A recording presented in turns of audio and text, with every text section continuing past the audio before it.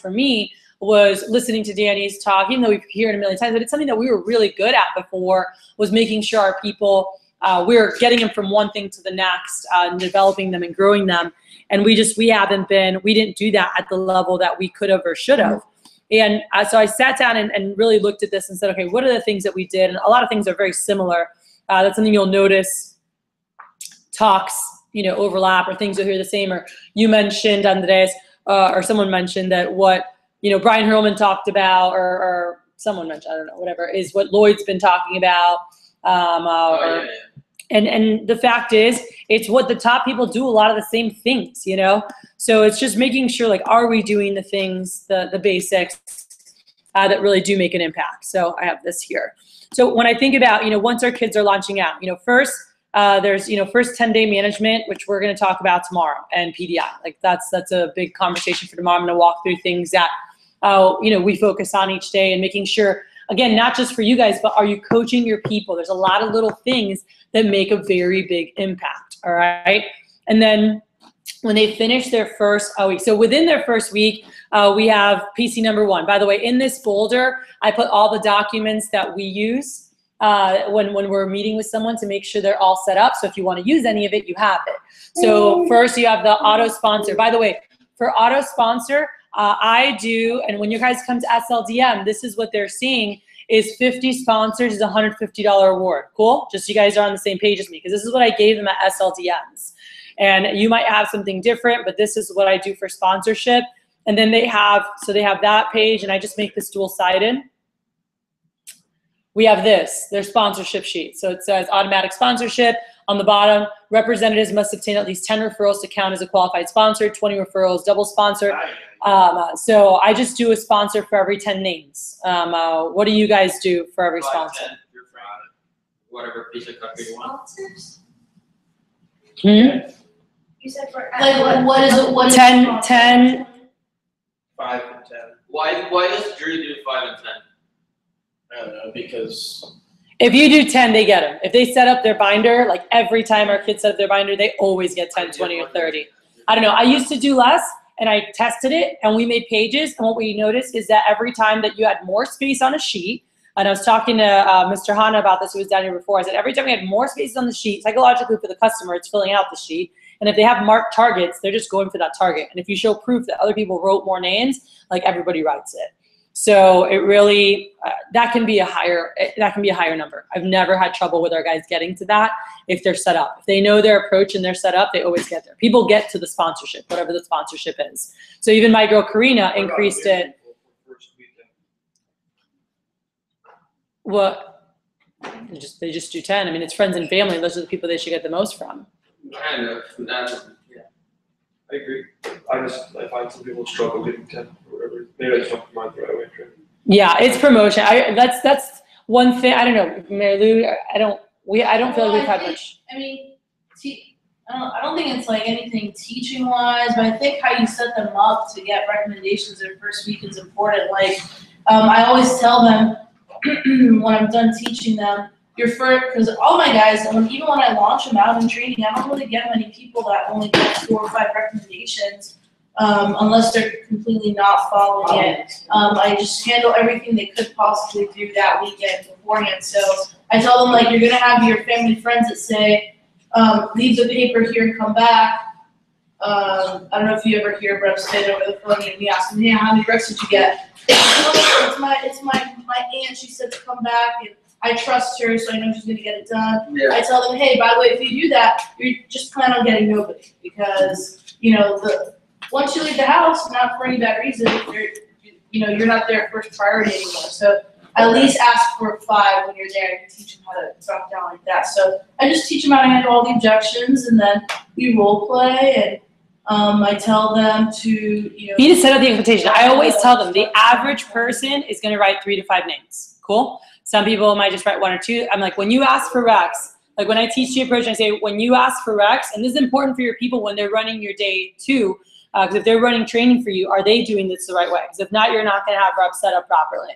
So I tell them, I go, hey, by the way, when you go out there, the average person writes 3 to 5 recommendations. That's the average person.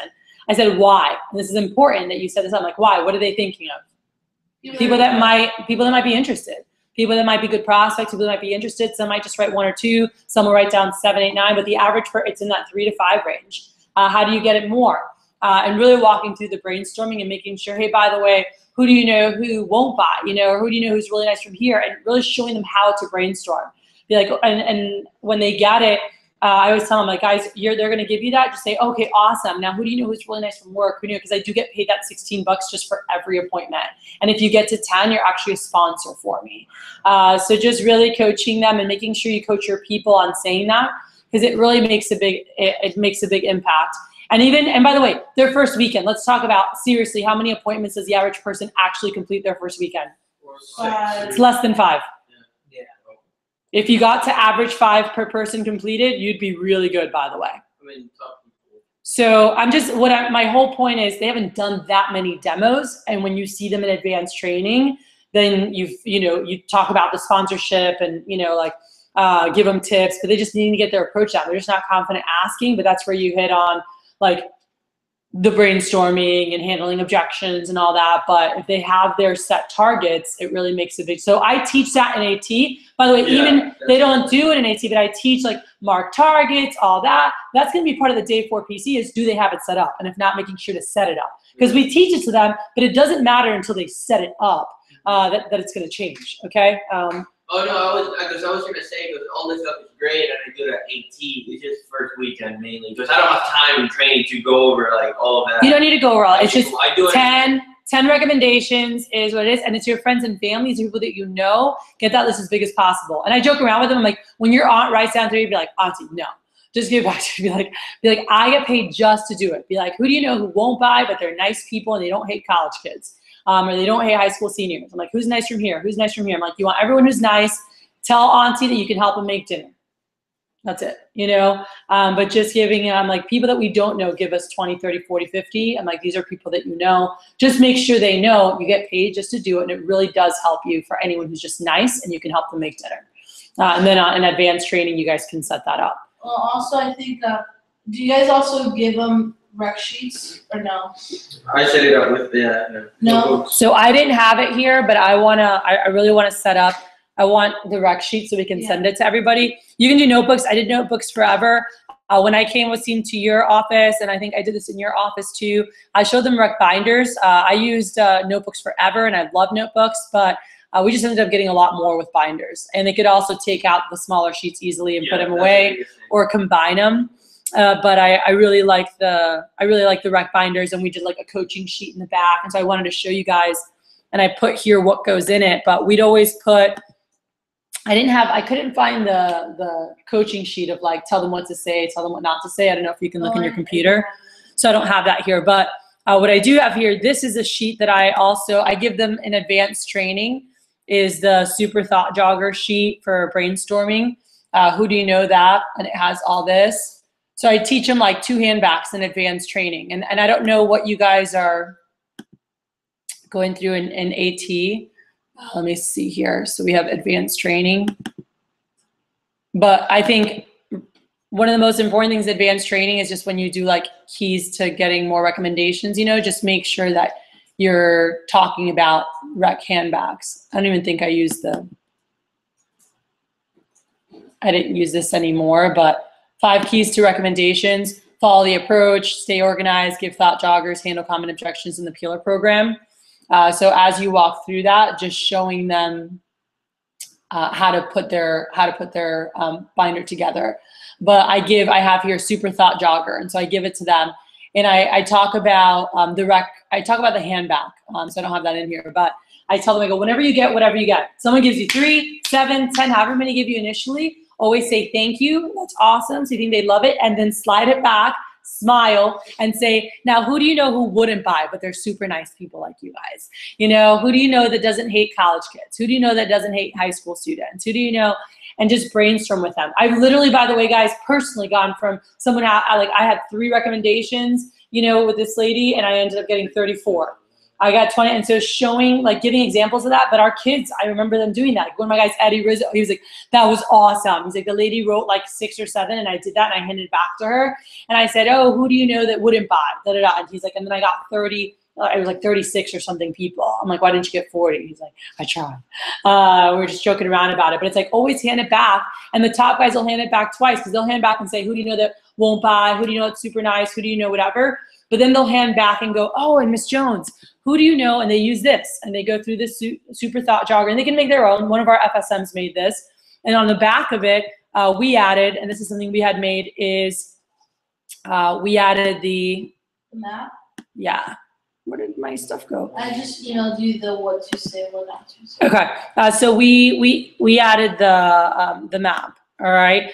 Which says I want to sell in all 50 states. So to help them. Yep. So when we set up a recommendation binder, hold on, driving sales, PCs.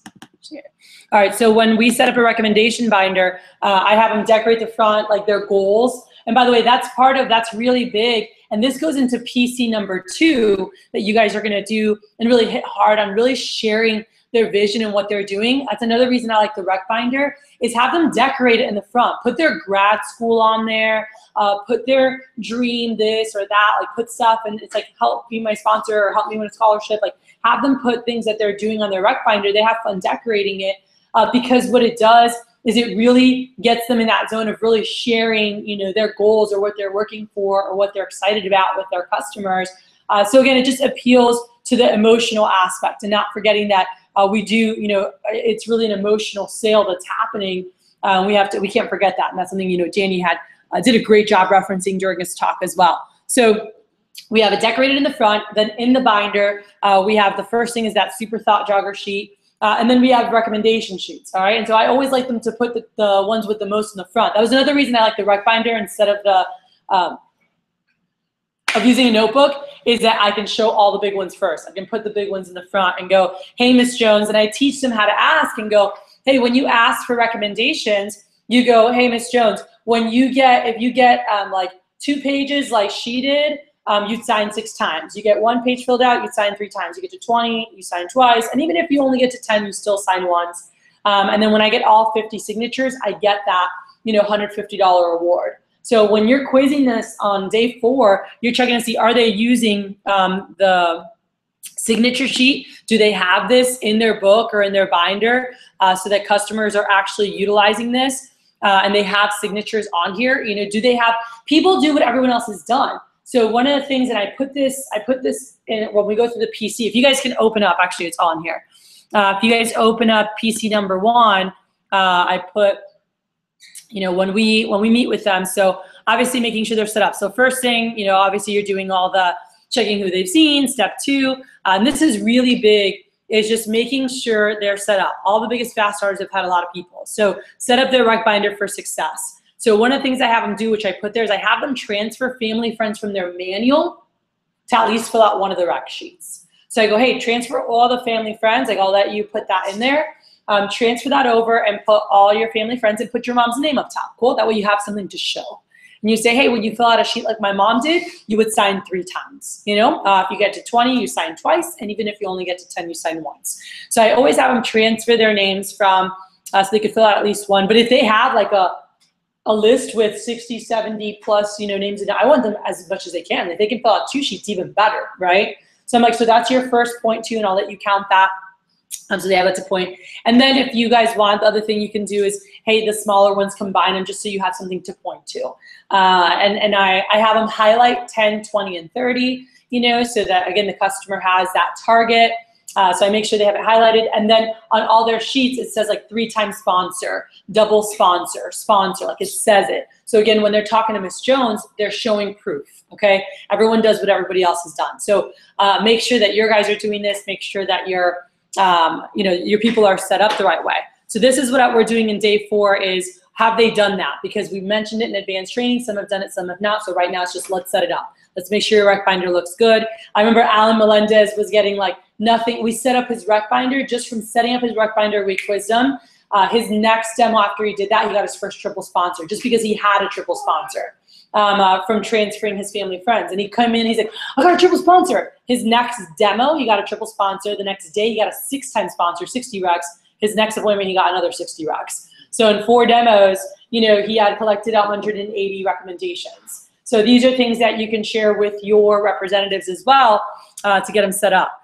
Then here's step 3, correct the recommendation approach before they do another demo. So just make sure they're asking the right way, guys. And again, not just you, but do your assistants know what to look for? When they do a PC, like I always want to see, is that kid, 1, know the approach, 2, showing social proof, do they have signatures, do they say when you fill out a sheet like this, you sign 3 times, and they're showing that, because they're going to get so many more when they're doing that. So I'm always looking to see that they're asking the right way and make sure they have their signatures. It really does make a difference. Andy Janti has pages of signatures, and I always tell my guys that when they're like, oh, I need the signature, I'm like, look at his book. He has like all of them, because why? It's social proof. You know, like all these people gave me so many recommendations, and so you will too, all right, is the feel of it. So talk to them about that. And then I have here, you know, thought joggers for more names, you know, so utilizing the super thought joggers. I put that in the folder as well, the regular one, just the regular thought joggers, and then the thought jogger for high flyers. You can change it. This is the one that Danny Feldman has, that it says thought jogger for rich kids. I personally, that's not my style. So I just put for top kids. All right. So you can change it to rich kids if you want. That's not how I roll. I'm gonna be like, you're rich, you're poor. Yeah. That's not my thing, but I like top kids, because then they're like, oh, I'm one of the top people, you know? And they know who they are, because I've favored them the whole time anyway. This is something I always like to do. This is not a day 18 full or day 11 full, whatever, like checking everything. This is just, I just want to see them do their close real quick. So as long as we're good on time, that's something I always love to do on their day 4 or day 5, like right in that first week in their fast start, is I just go, hey, close me real quick. And just so you guys know the extent of this, I literally just go, hey, I just want to see, and I wrote it on here, but I'm like, I just want to see how you transition. I typed out my exact verbiage. It says, real quick, I'd love to see how you close, to give you some quick feedback. And I tell them, like, basically, I just want to see when you finish the knives, how you transition to, you know, comparing with Wusthof and showing the prices. Cool? I just want to see that real quick. And I want to see what they do, so I can just make sure, are they writing prices down? You know, are they putting the deposit, and are they asking with confidence? That's it. So I'm not going to do a whole big thing. I just want to give them a little bit of quick feedback to tweak something, because sometimes that little tweak makes a huge impact for the rest of their fast start. So I always just like to see what they've been doing with their closing and give them some quick feedback. Cody. So when do you do your fast start usually then? Yeah. That is your. No question. Yeah, but that's day 4. So 10K PC. This is day 4. 10K For the 10K kids, it replaces that. So that's just your top 2. This is what I feel. And you're still doing this. So it's like a normal kid gets this instead of that. Let's make a bonus over K. Here you do it. Blah blah. Everyone gets this, but in the 10K, there's more. Yeah, but then this is what I found, because Danny's been talking about this for a while, and I've been kind of using it. So there's two kinds of 10K fast starter. The guy that can do it, but you really miss your coaching. The guy that will do it by himself, doesn't matter who the manager is, right? Mm-hmm. So what I found is whenever they're really sharp, they had 150 names. Yeah, I usually use the 10K PC. You're gonna work really hard. We're gonna do this together. Be here at 7 a.m. They have a crap ton of names. But yeah, or Mikey, or not Mikey, Patrick, for example. I have to coach him on doing it. So it's I kind of need to do both. But both is a 2-hour PC. Yeah. So that's what I found. Because it's I need to make sure you know that you're gonna work really hard. Well, let's go back. Let's do rag. So I feel what would you recommend? That's what I found. It's an hour. I mean, this by itself you can do. I mean, it takes about 45 minutes. 10K PC, right? But if you're combining it all together, I don't know, it's an hour and 15 minutes. I haven't. It depends what you're going. You don't need to go into. It just depends what that person needs. What do I need to know? They have people to call. They have a schedule for the week of what they're going to do, and then they're feeling good about how it's going to happen, what it's going to take, mentality, coaching, accountability. Okay. So what were you going to say? Well, I ran into the same problem when I was trying to be very, very structure based, because the day 4 PC and the 10K PC, they both have mutually exclusive things that you do in the actual PC for those 2 types of people. So if you have a 10K fast starter, I would on day 11, I would run the day 4 PC, or I would just combine the two and do them on day 4, take an hour and a half or 2 hours. Because there's things that you miss in the day 4 PC if you just do 10K PC, and then there's things that your average rep doesn't get because you only say in questions. I think the day 4 PC is the most important, and you can just add vision, structure, and what it's going to take to hit 10K. They do it. Like, and then you just, it's because it's just, are they doing the demos per day? How do they do the demos? Do they have the people to call? Do they have the phone times in place? If they have a schedule plan and they're committed to what it's going to take, they go out and do it. Like every 10K fast runner that I've coached, I mean, it's the day 4 PC with vision and stuff in it, you know? Like they need that structure. We just hadn't been doing the PCs, but I've done them forever, and I've coached a lot of 10K fast runners as well. And you can do, and there's a lot there, by the way, but not everyone needs that whole thing. Like there's a lot of good value. It's good for structure, but like you're saying, if you're trying to do everything perfectly structured based, I'm gonna go to you in a second. Like you're not gonna get it all done like that. It's just like, what does that kid need? He needs a schedule. He needs to be committed. He needs to get up in the morning. If he gets to your office every morning, he's gonna hit it, you know? So get his ass there, make sure he has a schedule, make sure he's getting recs properly so he keeps building, because I don't want him just here for his 10K fast start. I want him here long-term for the summer. So I need to set this kid up the right way. And then take the things that you feel that kid needs most from the 10K PC, like take the things that kid needs most, because they don't all need everything that's in there necessarily. Some are like gung-ho ready, like they're so fired up, you just need the plan. Some are not excited, but they have people to see, and it's just that vision and shaping. Like some need different things from it. Would you rather a kid sell 10K in his 10 days and quit, or sell 10K over the course of a campaign, and why? Campaign. Yeah. Because I have someone that's tied into the team, and I can keep building off of them, and they can help, and I'm going to develop that person longer term. You're gonna have 10K That will anyway. initially go out the next time. I'm going to develop them long term. Great.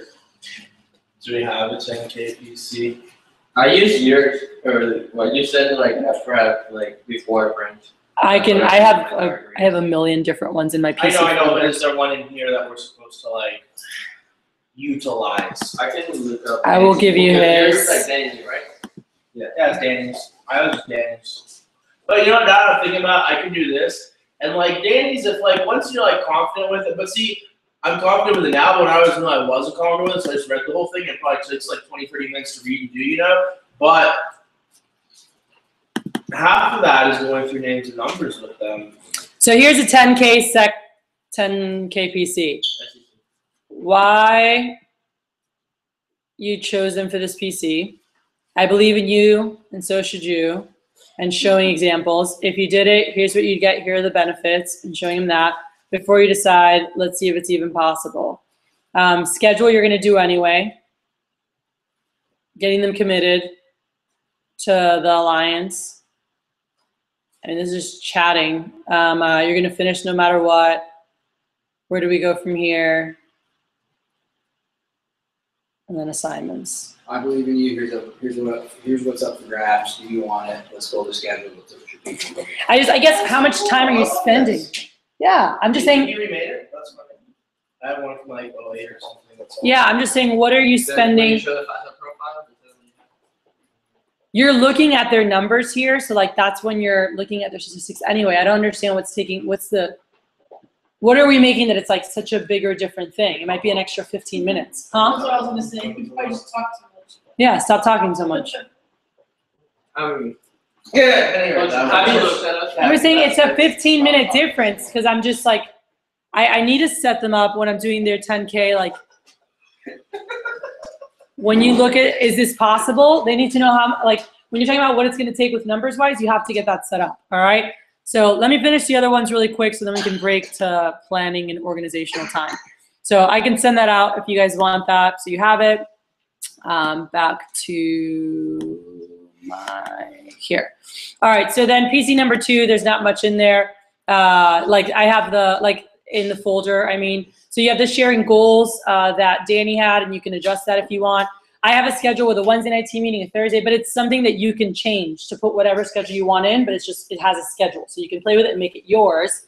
But having a schedule sheet, so if they don't have a planner, like once they're done with their fast start, you guys need to sit and make a schedule. This is something I do want to talk about. This was a big factor. The other stuff you guys can read, because this date, PC number 2, I wrote here step 1, and again, I made this so your guys can read this easily.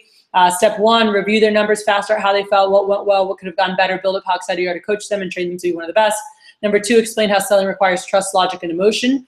So this is what Danny talked about. So your manager can literally read this. There's 3 things to make a sale: trust, logic, emotion.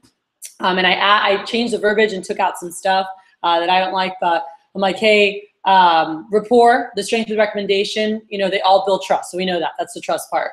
The logic part is when they use the nice for themselves. There's no denying but our sale is not purely a sale of logic.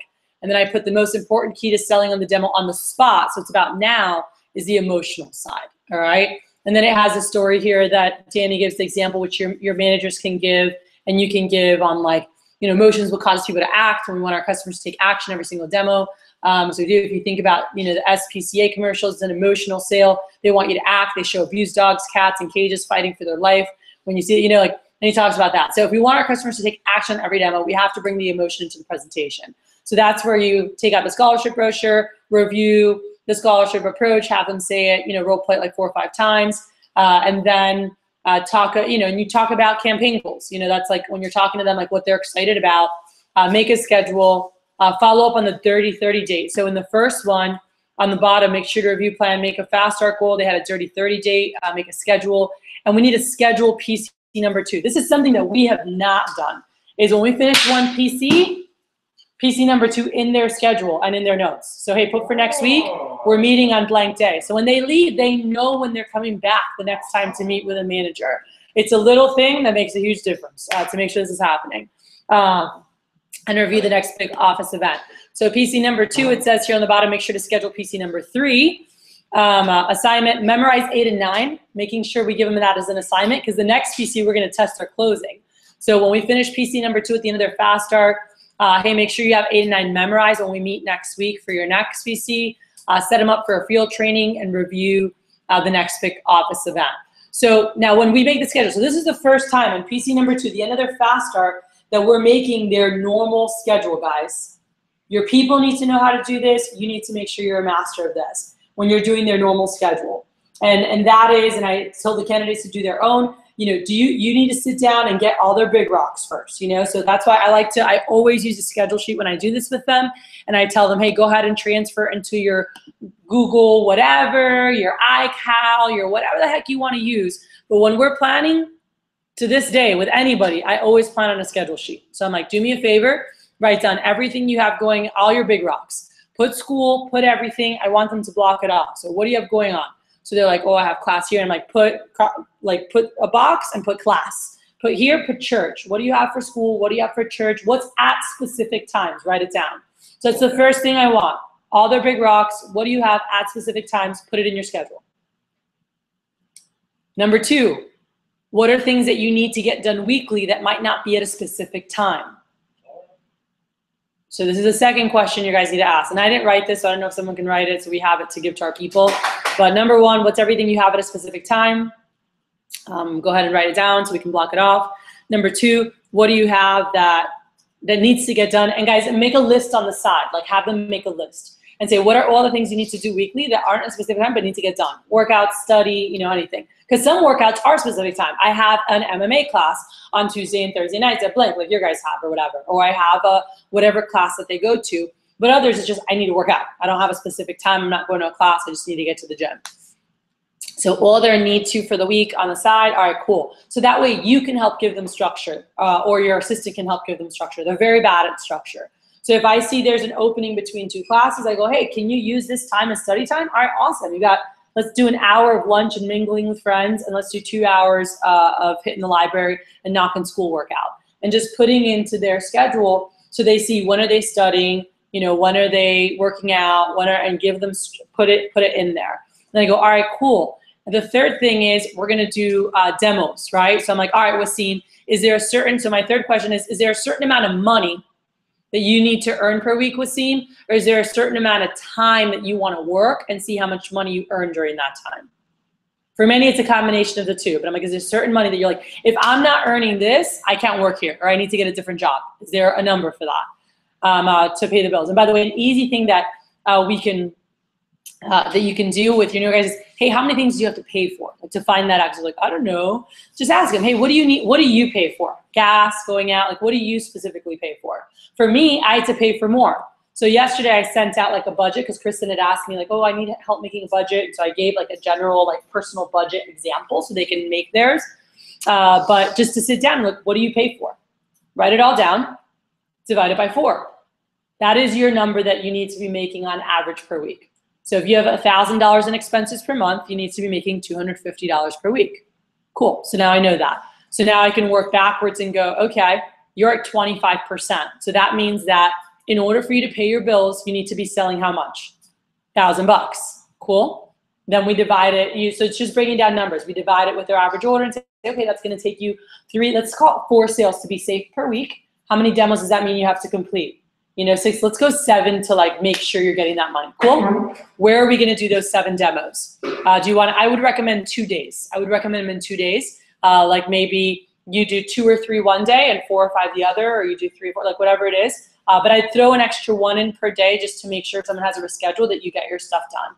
So putting their demo days, picking their demo days. I personally love everyone to have their demo days within 2 or 3 days. A part-timer within 2 days, a full-timer within 4 days if possible, but some will work more, But if they're a student full-time, 3 days is good. They don't need to be doing demos more than 3 days. If they're doing that, they're going to get overwhelmed and they're going to stop working altogether because they have so much going on, okay? So I only want them thinking about Cutco when they're coming in for the team meeting and phone jam, when they're doing demos on Friday, their demo day, or, for me, it was Tuesday night or Friday night and then team meeting and, and Saturday was my demo day. I don't want them every day having something of Cutco, even if it's 1 demo, because then they worked that day, even if it was an hour, Like I just rather limit to certain days. So that's that's how for years I've coached people, and it just, for psychology-wise, I just feel it's better. So I'm like, hey. What are the questions again? In terms of schedule, how many times, so how much, is there a certain amount of money that you need to be earning per week? Or is there a certain amount of work you're committed to, a certain amount of hours you're committed to working that you want to see how much you can earn? Because some people, especially in the summer, you have those kids. Scheduled school and then scheduled commitments. Is that the other 2? Oh yeah, number 1 is all their definite times, everything that has definite times. So big rocks, and then all the things they need to do that don't have definite times, but you need to help them get structure for it.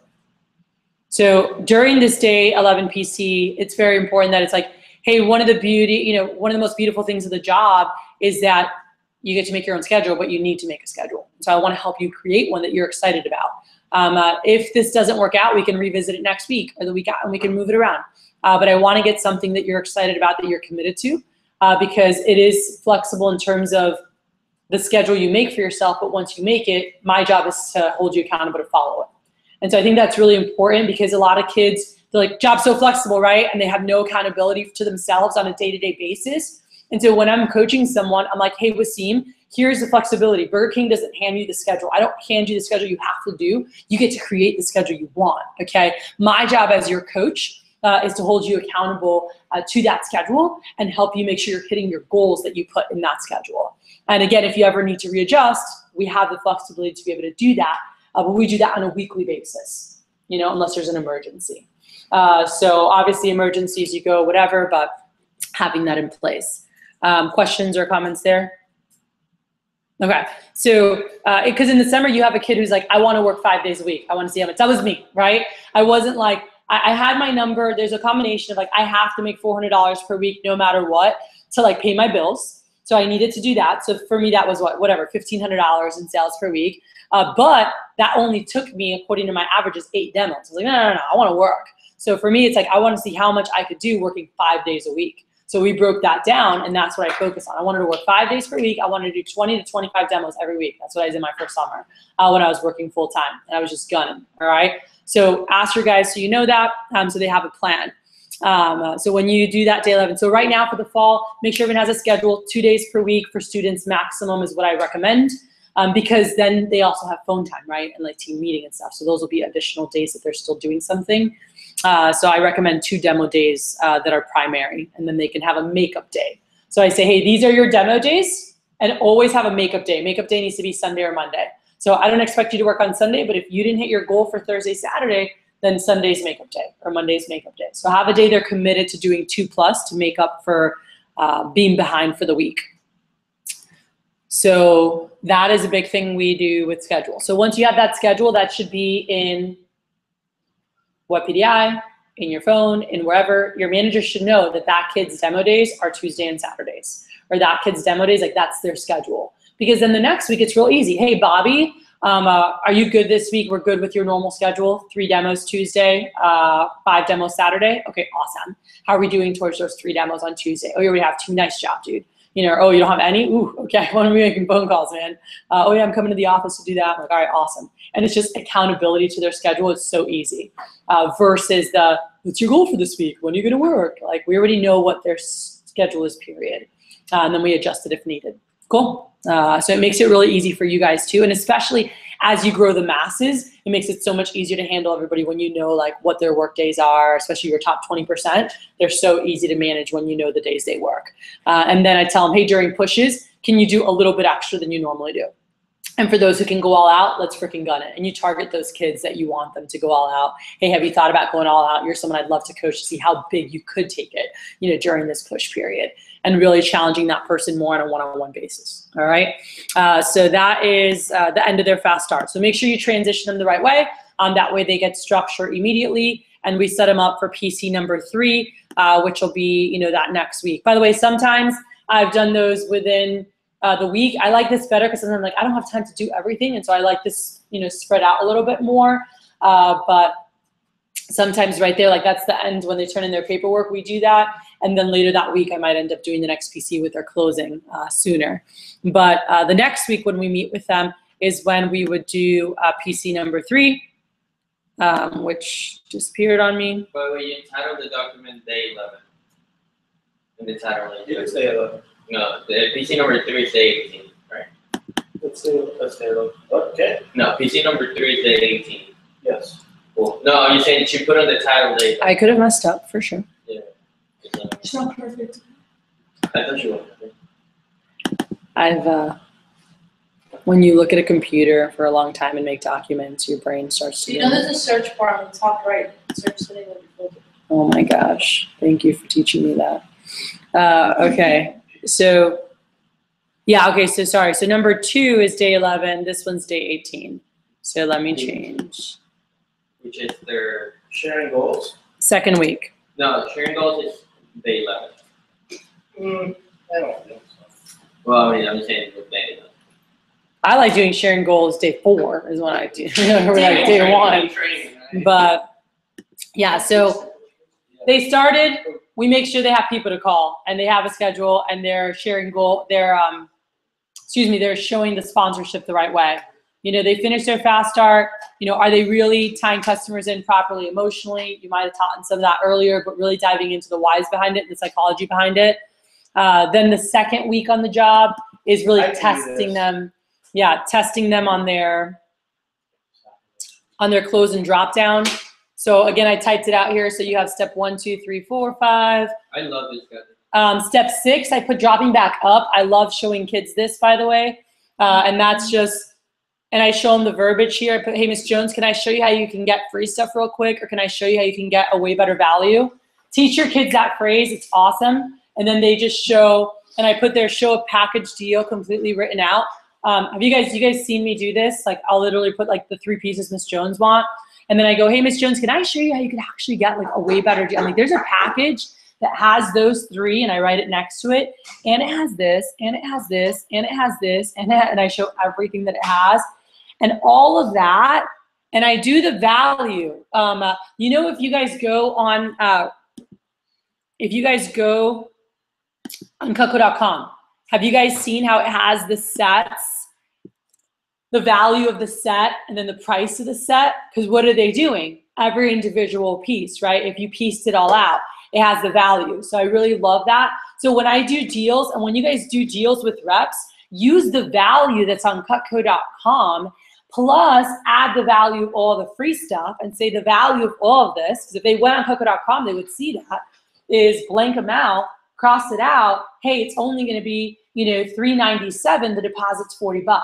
Hey, Miss Jones, did you like that better, or you wanna still just go with a couple pieces? And just coaching the guys to just go, you were gonna pay over half the price for those 3, and this package has this more. Do you like that better, or you wanna just go with that? And many times they'll get those higher deals. So I really like teaching them that. So many times we can go through this pretty quick, like the re-explaining bonus points and CPO. I feel like a lot of our guys already know how to do that. So I'll spend, time on dropping back up and role playing, showing them how to do that. Do you guys have any questions with that, or do you want to see that, or? Huh? Okay. And then last is schedule PC number 4. Also set them up to take someone field training with them. Last time they should have been set on a field training. Now let's get someone on a field training with them. And then, that next week or whenever it happens, it's just the 4th PC of their career is basically the napkin talk. So I just use the old napkin talk.